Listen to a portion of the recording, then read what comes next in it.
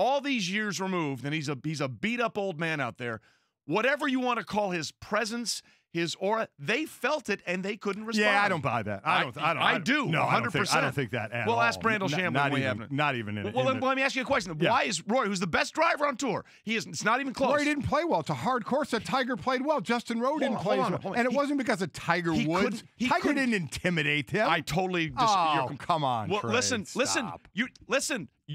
I love you. And you're not seeing the bigger picture. I mean, Tiger also finished one over yesterday. Yeah, it's not like he crushed it going out there. He made a birdie on the first hole to get the lead up to 4, and he was basically. We got a lot of good to talk about Tiger. I'm not going down that. Well, you're wrong then, because Brandel Chamblee will back me up on this. He will. Okay. Look, when Tiger was at his best, he emasculated the field. Yeah. And those guys, for whatever. Rory's the best driver of the ball on tour. We've seen Rory play bad, not against Tiger at times in a big moment. Do we remember the Masters? Remember we put it by the cabin? Was Tiger part of it then? That has nothing to do with it. I know it. What do you mean? We've seen him play bad in big moments before. You're exactly right, but that was before he won his majors. That was before he understood. So he played bad before, and now he played bad with Tiger, but it's because of Tiger. Part he of played it bad. is absolutely more than the fact that he was 4 back.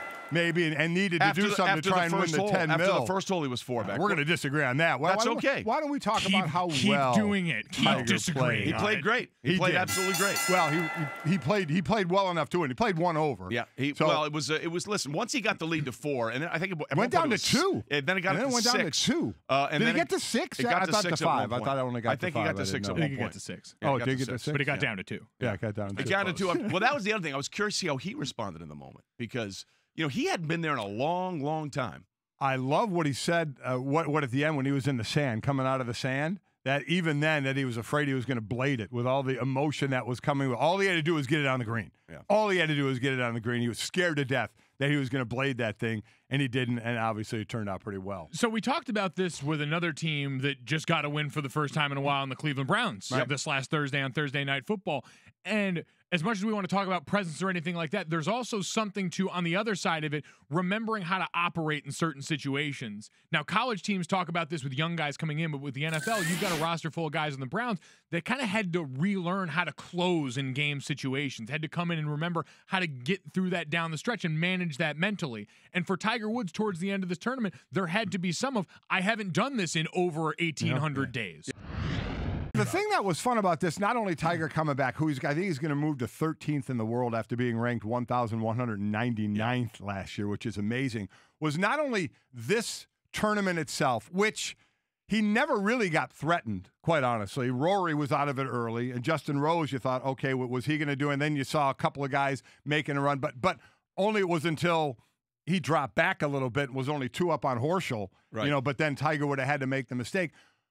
The other fun part was the 10 mil.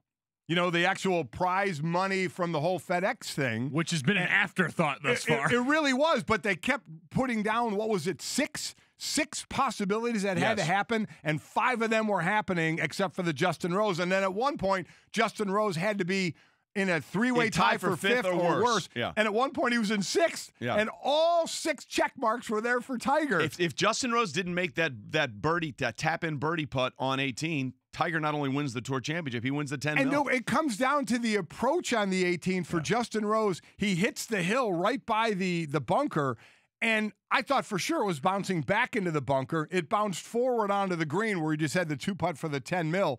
But I thought, you got to be kidding me. I said, if Tiger wins his first tournament in 20 years and then wins the 10 mil as well, what a capper to the weekend. And but then by the way, next weekend we have the Ryder Cup as well. You already heard that was the other cool part, was as the crowd of people, because that for me was just the sheer visual of it. It looked like a zombie movie where you have the one guy running away from this horde of humanity that just wants to get to him, and that was Tiger just swagger walking up to the last hole there, little smirk on his face, and then you heard the USA chant start to break out when he got to that last green, and you realized everyone is fired up and ready to just take all of that energy and transition it right into us versus them. Look, absolutely. And the amazing thing about that scene is that it played out before 21 years ago. If you go back and look at the 1997 Western Open that Tiger won that year, I think that was his 3rd or 4th win. No one ever won 4 times on tour outside of Ben Hogan and Byron Nelson when he won all those in a row. But the scene behind him was very similar, walking up that final fairway.